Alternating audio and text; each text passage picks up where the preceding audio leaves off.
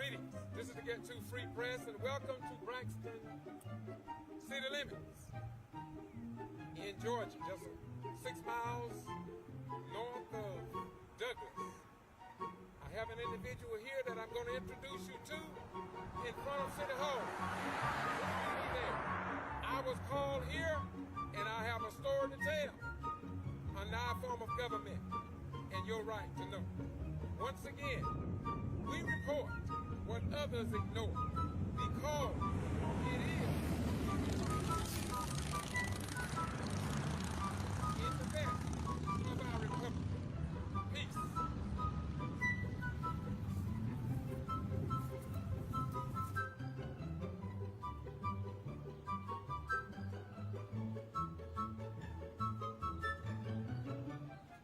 Greetings.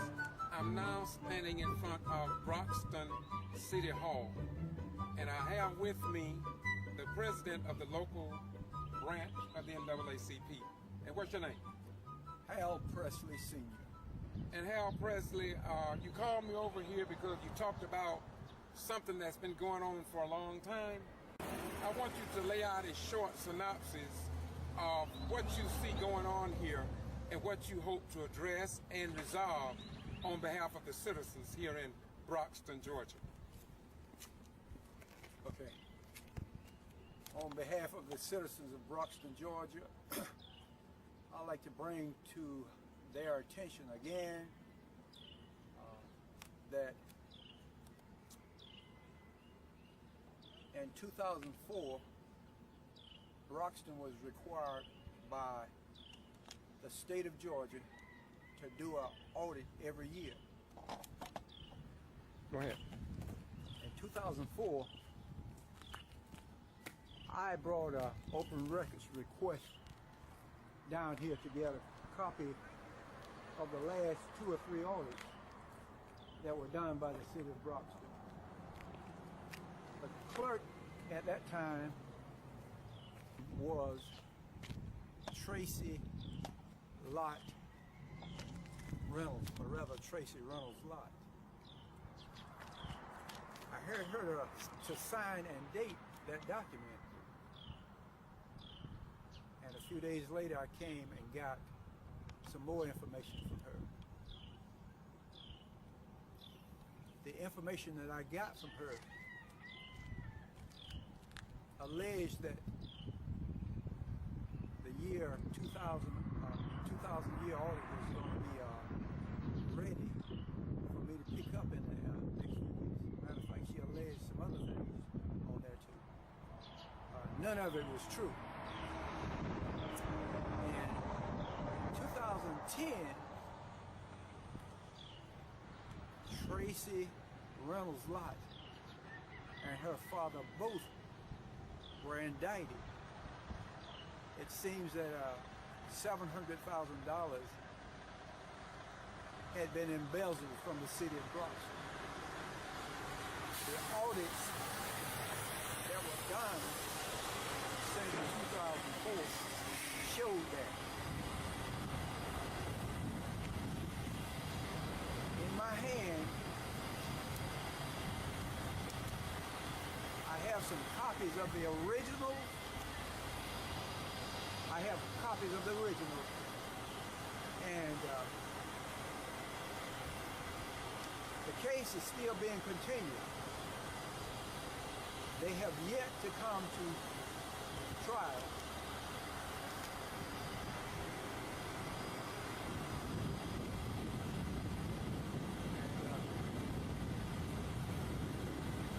I'd like to share all of this information with you. I'm going to give them to Mr. Rhines and let him take a picture of each one and show on a video. And it also has something to say about the district attorney's office in Colbert County. How some cases are dragged along and others are brought forward rather quickly. This case is more important and substantial than other cases. Yet other smaller cases are brought to the forefront. And people, if they don't get time, they sure try hard to give it. That's all I have to say for now, but stay tuned. Okay, hold on 1 minute. Now, short form, what did you request under the open records? Okay, on July 26, 2004, I came down here at City Hall in Broxton, and I requested this information on this paper. Okay. And as you noticed, it was also signed and dated by our clerk at the time, Tracy Reynolds Lott. This is a copy of the original. Okay. What kind of information was it? It says, as per your request, okay. It basically says, pursuant to a Georgia Open Records Law 50-18-70, I am requesting the dates of the last 3 audits for the city of Broxton. Also, I would like to schedule a time and date when I can come and review the audits to determine exactly what pages I need copies of, since I have to pay for the copies. I would like to be sure I have the exact copies that I need.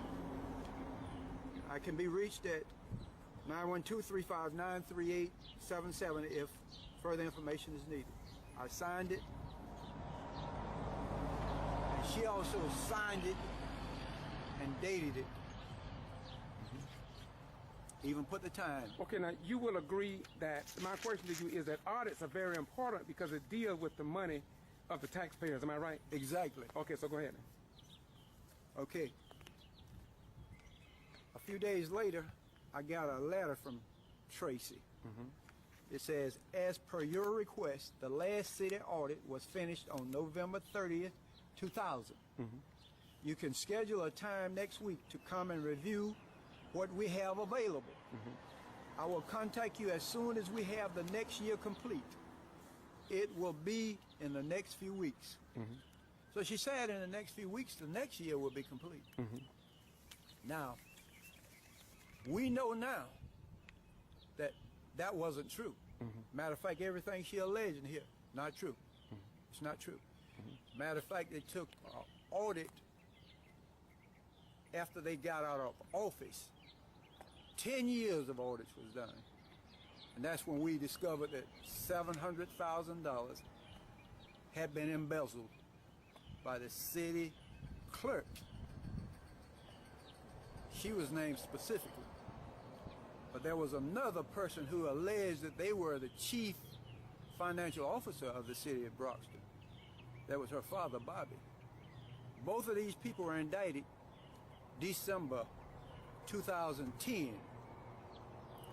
They have yet to be tried in court for $700,000 embezzlement. But if you've been paying attention to the news across the state of Georgia, you got some black elected officials who've been indicted, convicted, and some of them sent to jail for $80 or less. And you would think that in an office like that, you would have a discretionary fund where you can deal with petty things. That's my argument. Okay, so what do you hope to accomplish in the near future with all of this? I hope that with all of this, as the Constitution claims that we have, that we'll get equal protection under the law. That's what I hope. As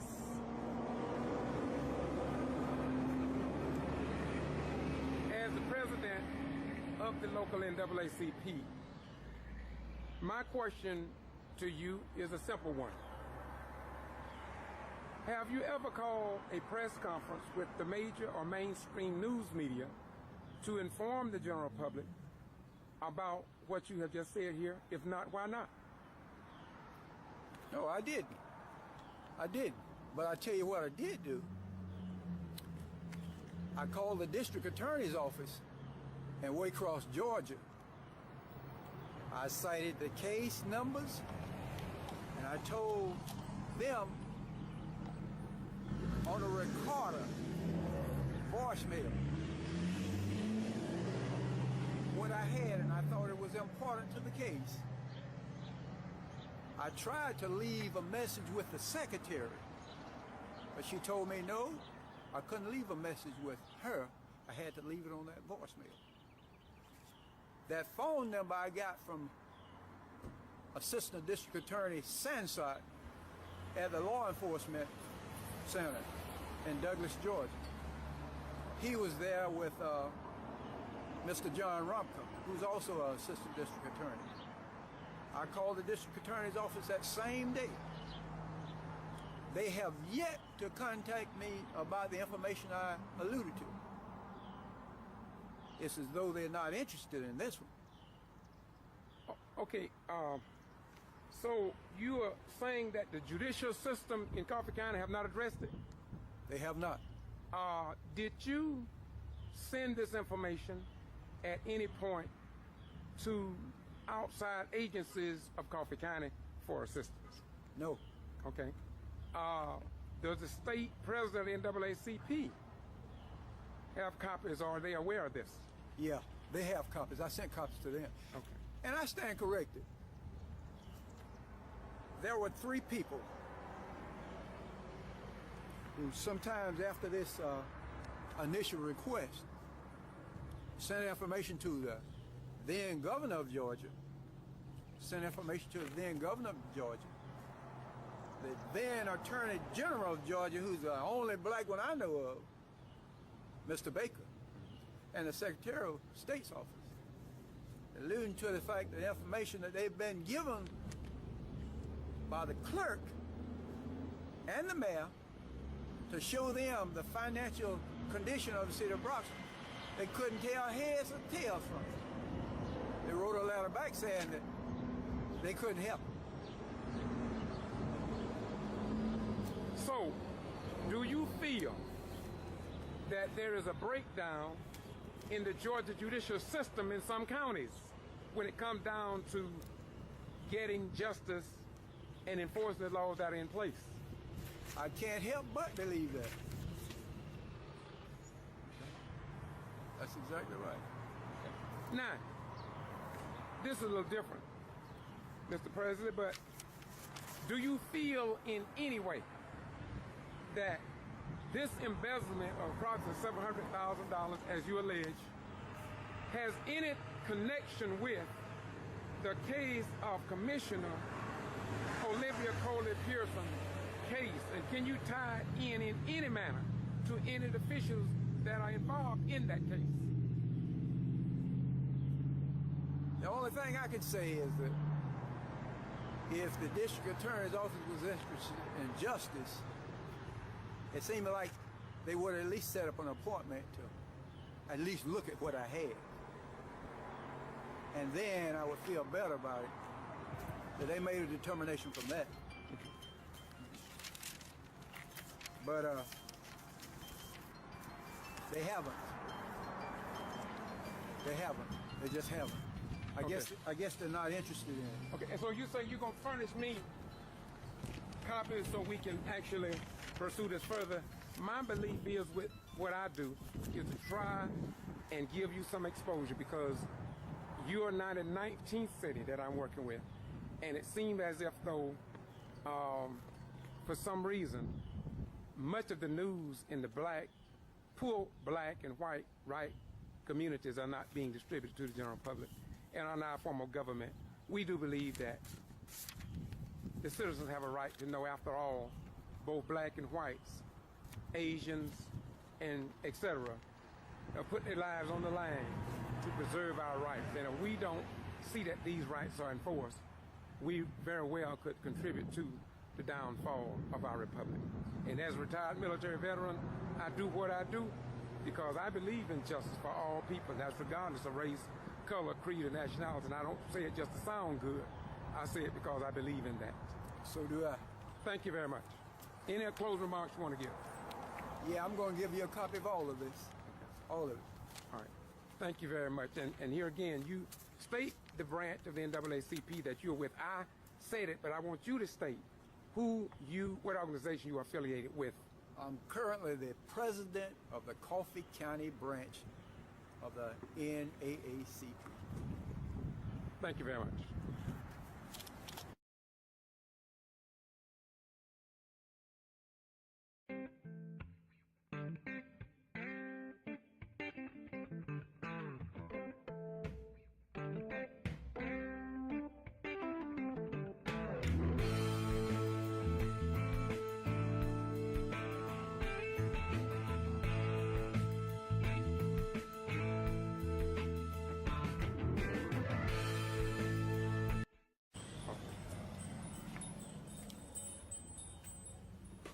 Hello.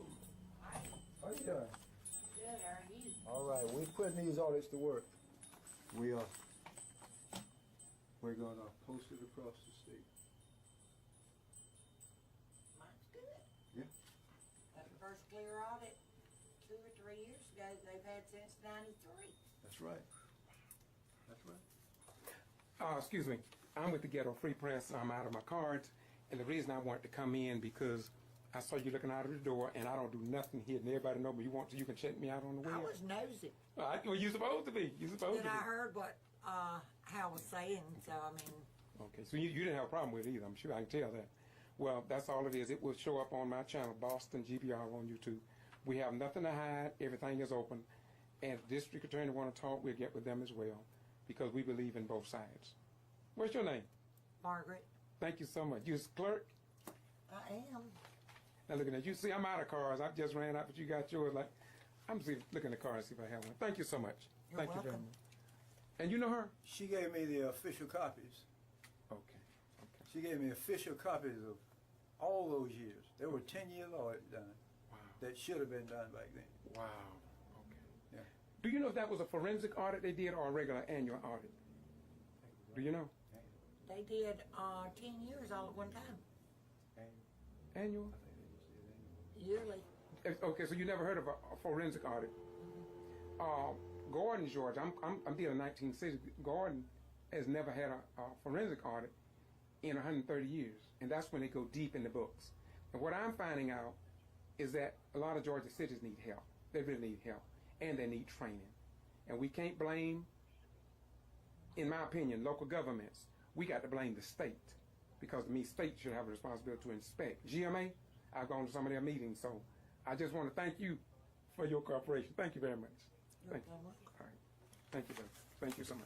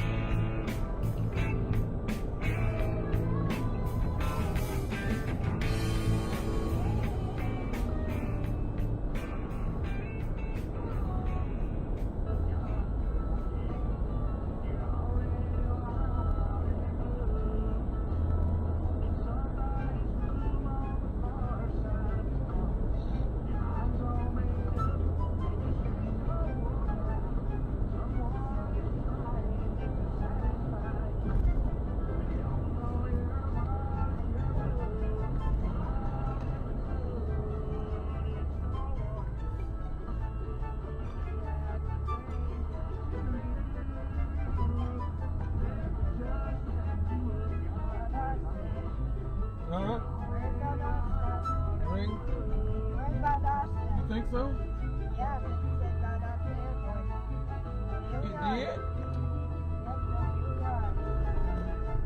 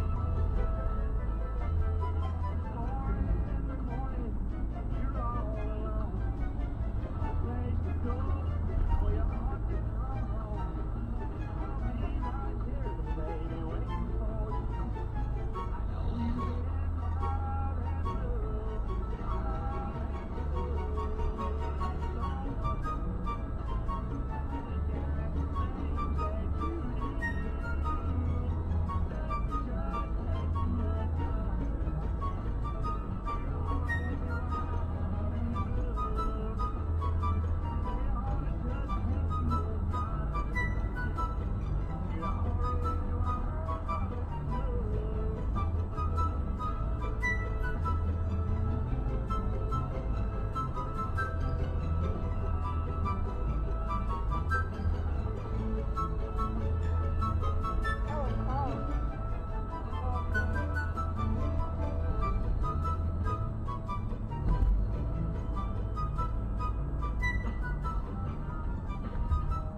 Hello?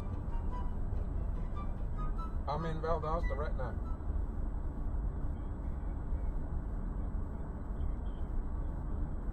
Yes, sir.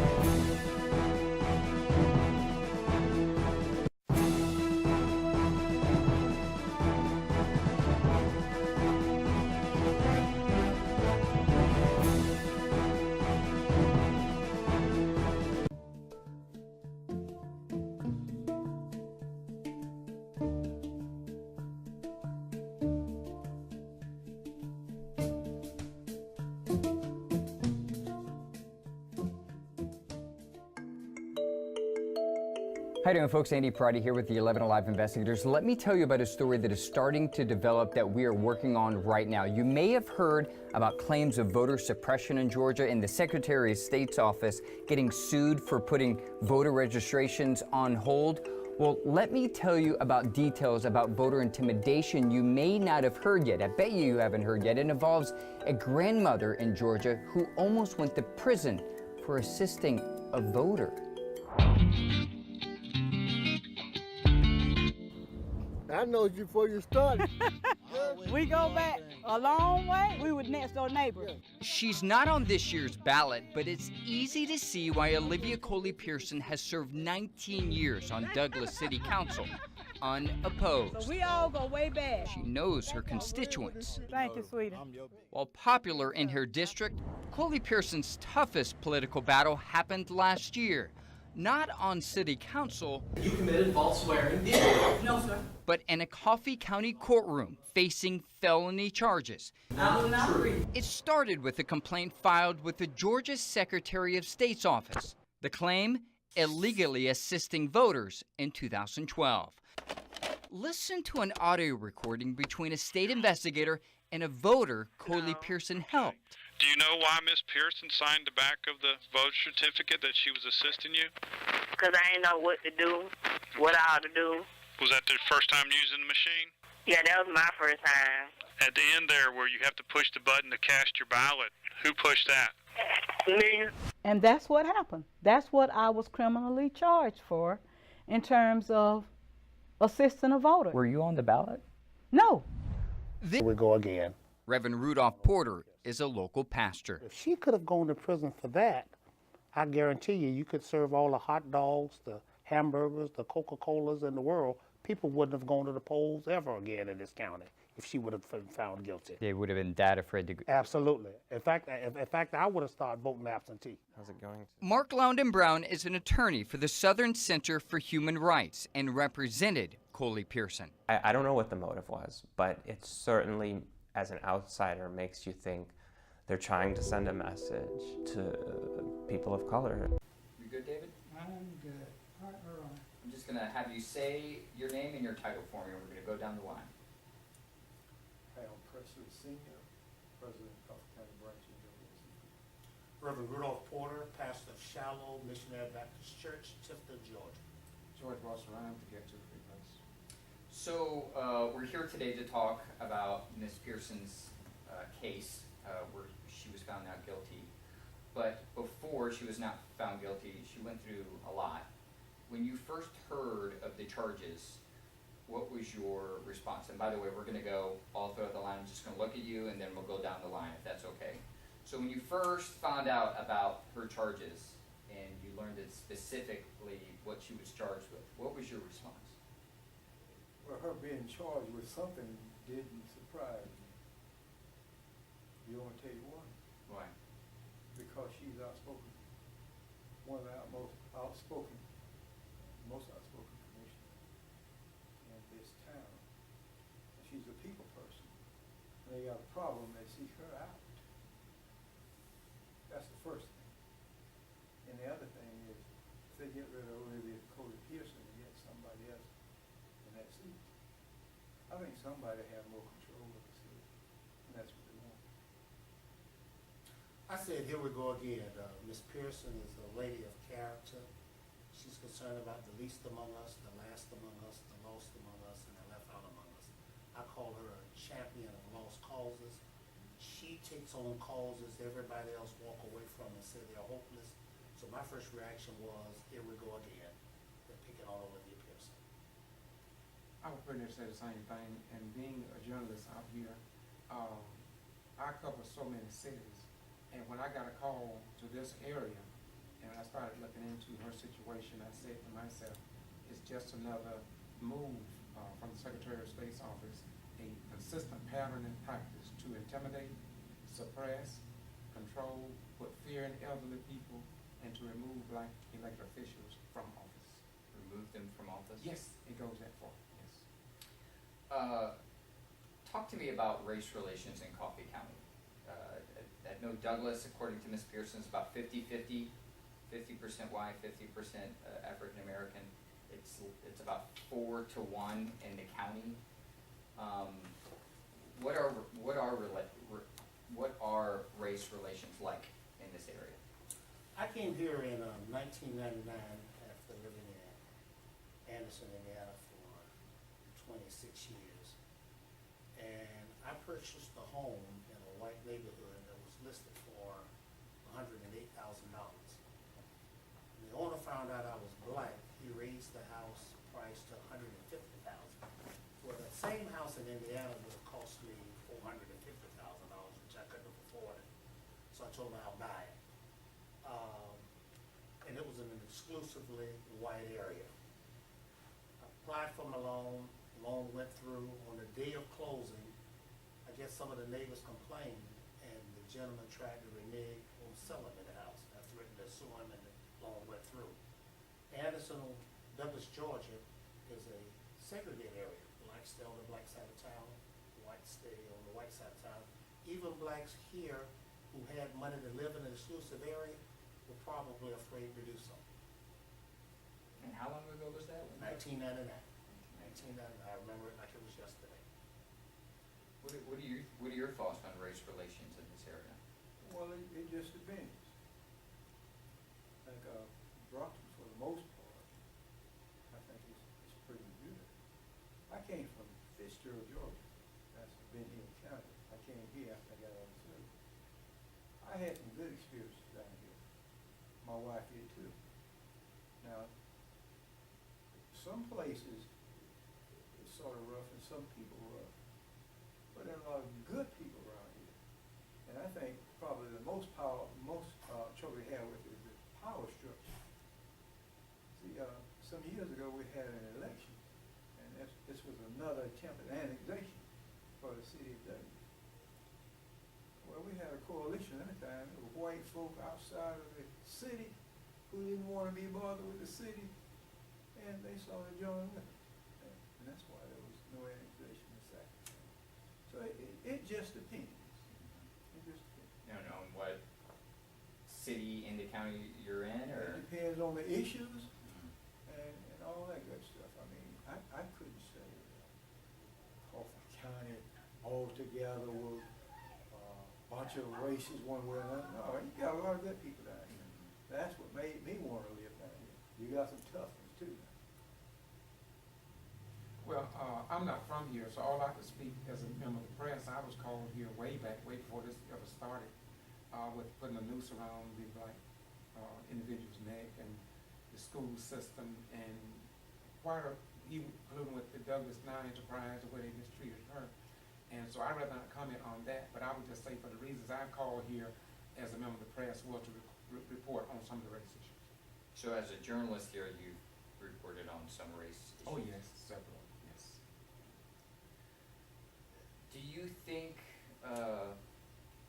the charges brought against Ms.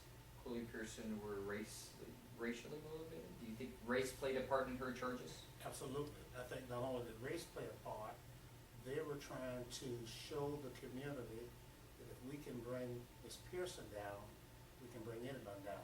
If she would have been found guilty of those charges, the average black person in this town would be afraid to walk by the polls, let alone vote in the polls. And the one witness who testified basically says she looked confused. Ms. Pearson came over and just pointed in the direction of where she stuck the card, and that was it. If they could have found her guilty of that, I would have been afraid to even walk by the polling place. Do you think it played a part? Do you think? Let's go back to the power structure. Yeah. There's a struggle here concerning power and who has it. Yeah, they were after religion. Yes, she was black, and if they could have gotten rid of her, they had a better time, an easier time doing what they wanted to do. Yeah, and there was a poll conducted by her attorneys. They hired a professional to come down here, and they talked to white and black. The results showed that most of the white people they talked to thought she was a bad person, basically couldn't be trusted. Just opposite with black folk. So So how do you interpret that? There's a problem with somebody. There's a problem. So we can say, yeah, it's racist. We can say that. But I tend to point at the power structure, just like our president right now.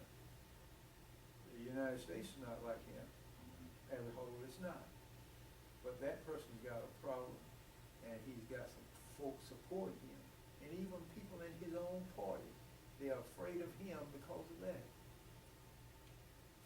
Going straight to Olivia Coley Pearson situation rather than some of the other cases and incidents I followed up on, is that during her case, I put in my request to be in the courtroom as I under Rule 22. I've been all the way in the courtroom, all the way across the state up to Georgia Court of Appeals. And I had more problems getting into the courtroom here in Coffee County than any city or county I've ever been in. And when I put my request in, he let me record the first case, but I couldn't use it. The second case, they totally ignored me, said they never got it. In fact, the first one, they said they never got the request. And eventually, when I showed them and I had a copy of it, he did allow me to record it, but I couldn't put it up. And so I feel like that in itself also was dealing with race, not to mention her second case. Her second case, he pretty near told me, shut me down. He said he didn't get it. And he did it to embarrass me. I'm talking about Judge Andrew Spivey now. And so to make a short form, not take up much time, yes, it's definitely about race. And it's no different from any of these other cities and counties that I have covered. I've covered. And in 2018, to be a retired military general, it hurts me to the core. Why should people in Atlanta care about Mrs. Pearson's case? Because she is a champion and a community leader, an elected official, and she's not an Uncle Tom. She's not afraid. She's right out of that tradition of Fannie Lou Hamer, but she's Olivia Pearson and she's original. If we can silence her voice, then there's no hope for any young person who aspire to run for governor, such as the young lady who's running for the governor of our state. When it comes to like voter intimidation, do you think what happened to Ms. Pearson will influence voter intimidation at the polls for minority voters? Yes. Why? Because she's a commissioner, for one. And she's passionate about issues that concern her.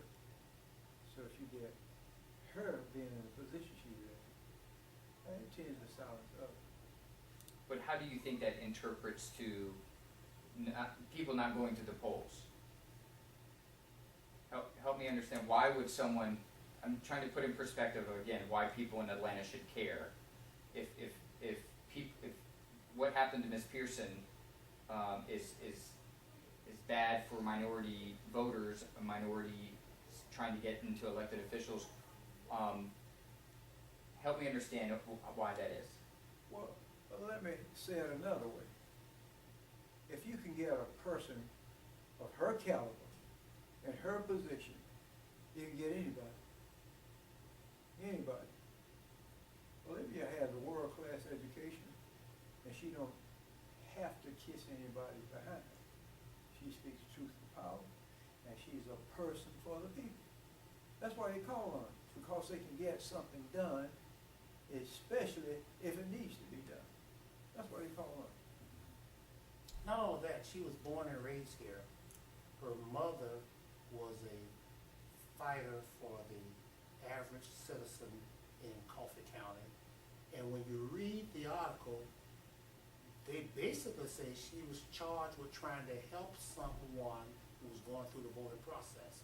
But if she could have gone to prison for that, I guarantee you could serve all the hot dogs, the hamburgers, the Coca-Colas in the world. People wouldn't have gone to the polls ever again in this county if she would have been found guilty, in my judgment. They would have been that afraid to go. Absolutely. In fact, I would have started voting absentee. Let me give a shot at it. Here's how it should be of interest to the people in Atlanta. the 25 cities that I'm working, without exception, the Madison, Florida 9, they brought up the most respected people in that city on voter fraud charges. The Quitman 10+2, they brought up the most respected people. Dr. Nancy Denner had a doctorate degree.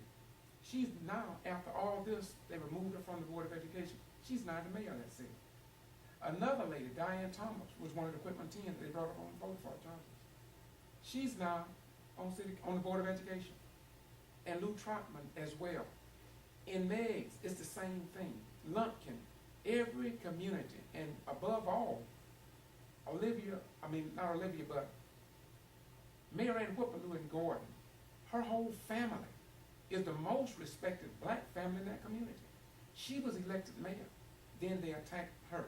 So the state of Georgia, the Secretary of State's office, should be concerned when you have 84 to 92-year-olds saying they will never ever vote again because of the way the Secretary of State investigators, Georgia Bureau of investigators came into the community with guns and intimidated elderly folk to a degree that they had never seen before. So this is why the state of Georgia, the state leaders, if not the federal level, should be concerned about what is going on throughout the state of Georgia. Anything else that you can think of? Go ahead. I got a comment, a particular comment, and you really wouldn't expect it from educated people. When they had a hung jury on Olivia's case, and it came out, the former of the jury, he brought up some issues he was more than passionate about it. And matter of fact, I think he sort of kind of showed his hand. Now, there was one person that stood fast and believed what she believed. We found out what she believed after the trial was over. He was vexed. This person was a doctor of chiropractic. He wanted the judge, in his opinion, throw her off the jury because the rest of them were gathered on it and she was holding the others back, and he just went on. He didn't even know the law. Up there running his mouth. Yeah, he was passionate, and he's part of the structure. Yeah, he wanted her gone. But that's not the law. So a lot of people are passionate about stuff. It's got nothing to do with the law. Let me show you something else concerning Olivia. The last election, we were sitting over at the podium. She got a little station there. She was talking to people as they come out. I was talking to people as they come out. And there was some Donald Trump people who came over there. Oh, they were white. Weren't friendly. Wanted to take the sign that we had. And they looked like somebody who were packing, Yeah. They weren't there to be friendly, and I hope you vote for the same person I did, and I hope we win and everything be all right. Nothing like that. Intimidating. It was ugly. You know what I'm saying? But I knew what was going on. And I held my peace. But I know what the problem was. I know what the intention was. But yeah, you got some folk like that. Yeah. Yeah. Anything else you can think of? Yes, Alex, you remember in 2010, Shirley Sherrod, who was over the Department of Agriculture for the state of Georgia, she spoke at the NAACP banquet. Olivia Pearson was there, Mr. Presley was there. Probably didn't have 50 people in attendance. They doctored the tape, and that lady was fired by the Secretary of Agriculture. Ms. Pearson stood up for her, and Presley stood up for her. I did. We were on national television in this little town. If it weren't for us telling the truth, that lady would still have been fired. Can you remind me? I vaguely remember. This was the town. Yeah. Shirley Sherrod. She came to speak at the NAACP banquet. Yeah. And it was more than 50 people there. What did she say? What did they doctor it to say? She told a joke about how she had helped this white farmer, and they doctored the tape to make her look like a racist, like she didn't want to help white folks. Oh. And they found Who doctored it? Breitbart News, and the Secretary of Agriculture, Millsap, fired her. Did she ever get a job there? What she did was she chose not to go back, and I think they settled. But that happened in this little town. They came all over, found a way to get those tapes, doctored them up to make her look like a racist, and she was actually fired. And Shirley said, "Look at the tape." We went on national news and told the truth. Olivia, our president, myself, and others. They were sent a copy of the tape. Yes. And let me show you something else that's tragic about that. That Friday before we had the banquet, she went to Pearson, Georgia. That's Atkinson County, one of the poorest places around here. She talked to the mayor and a whole bunch of folks. She told them that they were entitled to a lot that USDA had to offer, and she was going to help them get it. Now that's the tragic part about that. If she was there, I was there, there was a lot of folks there. And she told them that she was intending to help them get it. Now, yeah. Sure, Fox News ate that up. July 2010, this little town. But we stood up for what was right. Save Shirley Sherrod, and we stood up for what was right when they tried to railroad Olivia Pearson. Thank you. You guys did a great job. I appreciate you taking the time out of your day to come and briefly chat with us. We really do, and I'm sure. I thank you, man. I thank you. Y'all I thank you. awesome. I'm sorry. I just- How many was that band? I thought it was about 50. Yeah, we had couple one extra today. pictures. I forgot about that. Yeah, that was Well, cut that out, cut that out, cut that one, cut that Great number out. job. Y'all did a great job. Yeah, that was terrible. No, Alex, Shirley Sherrod came here, and they fired her. That was I was here telling in your man, Douglas. Andy. Andy, they fired her. Here in Douglas. Fired. Yeah, here it goes. At your NAACP meeting? At our banquet, at our banquet, banquet. Freedom banquet, the biggest event we had. Who took the video and Johnny Wilkerson. And Breitbart somehow purchased a copy of it from her. who's this Johnny person?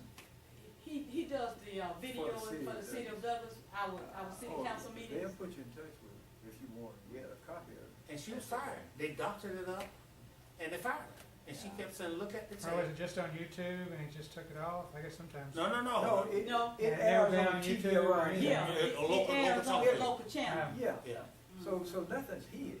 We air Right. it. We air Right. every one. But they I spliced think she it. made a joke that this white farmer came to her and that something that she could have said, I'm not going to help this white guy, but then she said, well, of course I was going to. Yeah. And they took it out of context. Anderson Cooper. Anderson Cooper. In fact, CNN, it was CNN. In Say fact, somebody else took yeah, chewing tobacco too. yeah. Yeah. But they came to her defense because they knew who she was Yeah. and what she did. Yes.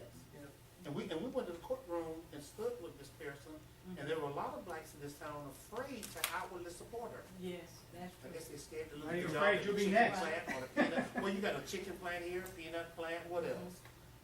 PCC. PCC. Yeah. Yes, sir.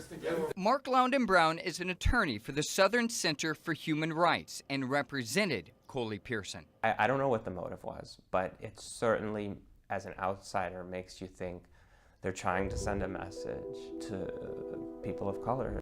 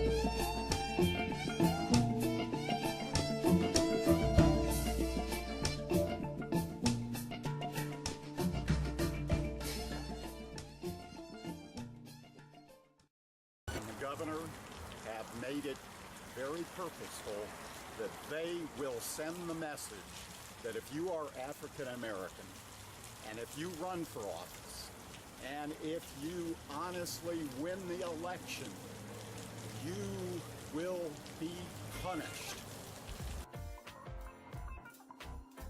The prosecution changed the wording on the ballots to prosecute Lula Smart. The language was not there in 2010. They changed it on the ballot to make it look like she was guilty. The prosecution suppressed evidence. Yes, sir. They hid evidence. Show they did. I'm a witness. Show them. Speak it. Tell the truth. I believe that we ought to demand, as concerned citizens, Yes. that they drop the charges on every remaining member.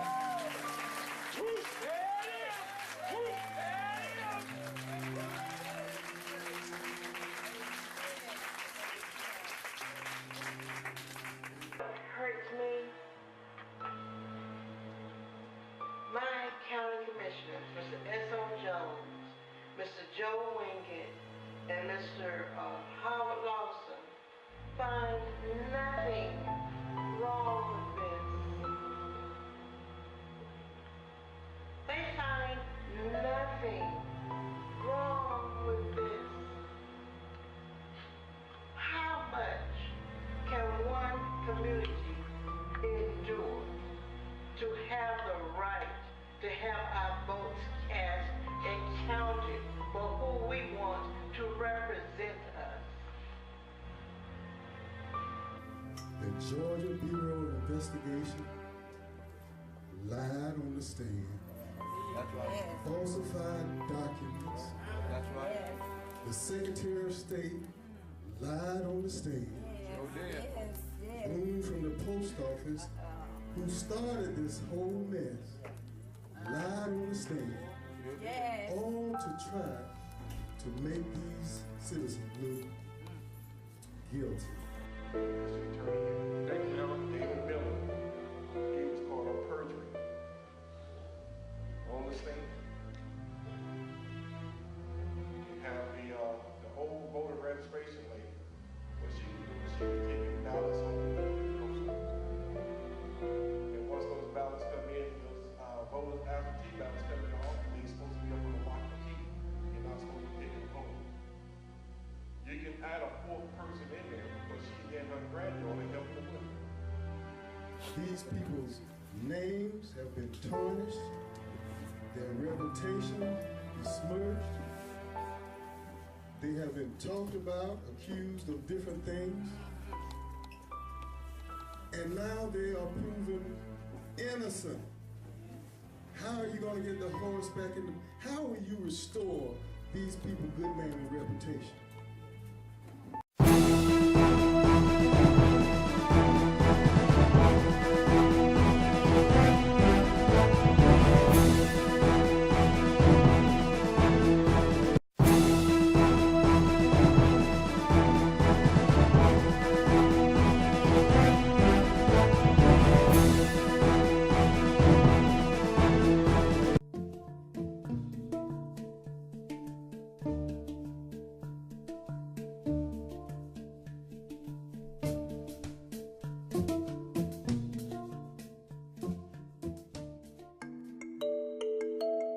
How you doing, folks? Andy Prady here with the 11 Alive Investigators. Let me tell you about a story that is starting to develop that we are working on right now. You may have heard about claims of voter suppression in Georgia and the Secretary of State's office getting sued for putting voter registrations on hold. Well, let me tell you about details about voter intimidation you may not have heard yet. I bet you haven't heard yet. It involves a grandmother in Georgia who almost went to prison for assisting a voter. I know you before you started. We go back. A long way. We were next door neighbors. She's not on this year's ballot, but it's easy to see why Olivia Coley Pearson has served 19 years on Douglas City Council, unopposed. So we all go way back. She knows her constituents. Thank you, sweetie. While popular in her district, Coley Pearson's toughest political battle happened last year. Not on city council. You committed false swearing.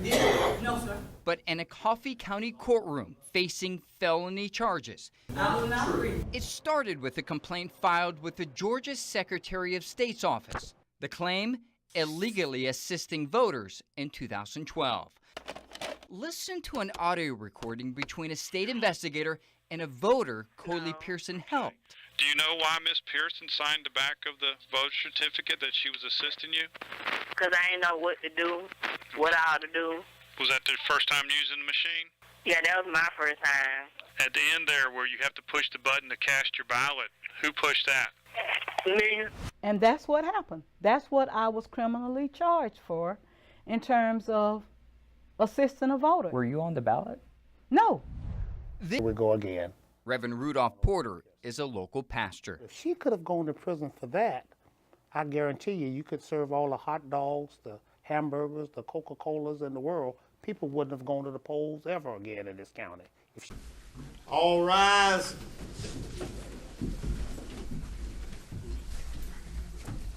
Thank you. You may be seated.